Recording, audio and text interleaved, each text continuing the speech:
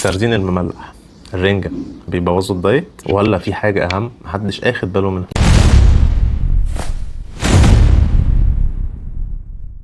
بص، ببساطة المشكلة في حاجتين مهمين جدا. أول حاجة الملح العالي جدا، وده يعمل احتباس سوائل، ميزان يزيد، تحس إن أنت زدت وزن كبير في يوم وليلة. بس الحقيقة دي مش دهون، دي بتبقى مية محبوسة جوه جسمك هيتخلص من المية دي بشكل طبيعي في خلال يومين بالكتير. بعدها بأرجع أوزن نفسك وشوف الفرق. تاني حاجة وده الأهم، المشكلة في الحاجات اللي بتيجي معاها. بناكل معاها عيش كتير، طحينة، مخللات تزود ملح أكتر، تبقى لما مفتوحة تاكل فيها من غير حساب. هنا بقى المشكلة الحقيقية، سعرات عالية جدا من غير ما تحس، وتلاقي نفسك خرجت بره الدايت خالص. طب ناكل ازاي من غير ما نبوظ الدايت؟ كل كميه معقوله، خليك على فترات، زود في الخضار وقلل في العيش، واشرب ميه كويس جدا. بعد في ناس لازم تاخد بالها، اخواتنا مرضى الضغط، مرضى الكلى، اي حد عنده احتباس سوائل، ما ينفعش باي حال من الاحوال يزودوا في اي حاجه فيها ملح. مش الفسيخ او الرنجه اللي بوظت الدايت، الحاجه اللي حواليها هي اللي بوظت. لو عايز تاكل اكلك المفضل من غير ما تبوظ الدايت، اكتب لي عايز اكل صح وانا اظبطها لك حسب جسمك.